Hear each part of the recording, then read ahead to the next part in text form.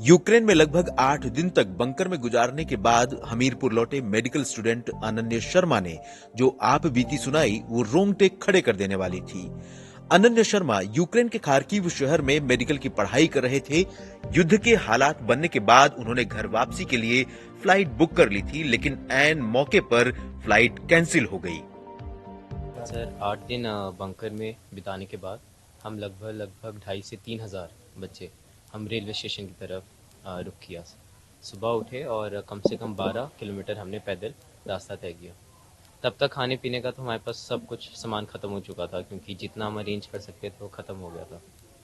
उसके बाद वहाँ पहुँचने के सबसे ज़्यादा डर उसी टाइम लगा जब हम रेलवे स्टेशन पहुँचे, क्योंकि वहाँ ऑलरेडी इतनी ज़्यादा भीड़ थी और हमारे वहाँ पहुँचने पे बॉम्बिंग और शेलिंग होना शुरू हो गई थी रेलवे स्टेशन पे। तो वहाँ से असली संघर्ष वो शुरू हुआ, क्योंकि वहाँ सब कुछ कट ऑफ हो गया और वो रेड जोन घोषित कर दिया गया था।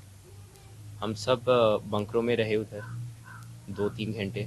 फिर वहाँ से निकले, इंडियन गवर्नमेंट ने हमें एम्बेसी ने बताया कि आपको एक सेफ प्लेस पे जाना है।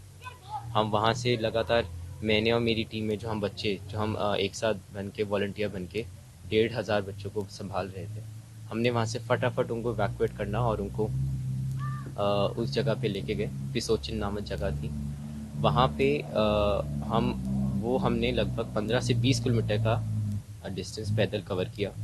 यूक्रेनियन मिलिट्री ने हमें बड़ी सपोर्ट करी, ऐसी बात नहीं है। उन्होंने हमें बॉर्डर जो सिटी का बॉर्डर था क्रॉस करने में बड़ी मदद करी, क्योंकि कॉन्टीन्यूसली उस टाइम बॉम्बिंग और शेलिंग हो रही थी। ऊपर से जेट जा रहे थे और हमें सारे डरे हुए थे। इतने सारे बच्चे थे जो बैठ गए थे, रो रहे थे, उनको जिनको हमें संभालना पड़ा था। मैंने इतने सारे बच्चों को उठा उठा के आगे भेजा कि चलो निकलो, यहाँ से निकलना ज़रूरी है। फिर सोचिन में जब हम पहुँचे, जो इंडियन एम्बेसी ने हमें जगह बताई थी, वहाँ 2 दिन हम रहे। और 2 दिन वहाँ रहने पे हमें खाने की थोड़ी दिक्कत हुई थी, लेकिन जो हमें रहने का, सोने का, जो सारा पानी पीने का इंतज़ाम मिला वो बहुत बढ़िया मिला। वहाँ से हम अपनी खुद की बसें करके फिर रोमेनिया बॉर्डर की तरफ रुख किया हमने। और जब हमने रोमेनिया बॉर्डर क्रॉस किया 3 किलोमीटर का, वो हम दोबारा पैदल चले। खाने पीने का हमारे पास कुछ नहीं था, क्योंकि बाहर कहाँ से खरीदना था, ना हमारे पास पैसे थे ना हमारे पास कुछ और।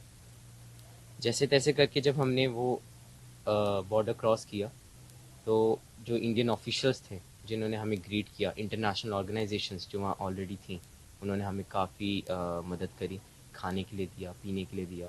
और जो वहाँ शेल्टर, रोमेनियन शेल्टर में जहाँ हम रहे, हमारा बहुत अच्छी तरह स्वागत हुआ। रोमेनियन गवर्नमेंट का मैं सच में बहुत थैंक यू बोलना चाहता हूँ। अनन्य के पिता संजीव शर्मा का कहना है कि मीडिया ने उनकी आवाज को बुलंद किया। वो भारत सरकार और हिमाचल सरकार और जिला प्रशासन का आभार व्यक्त करते हैं, जिन्होंने संकट की घड़ी में उनका साथ दिया।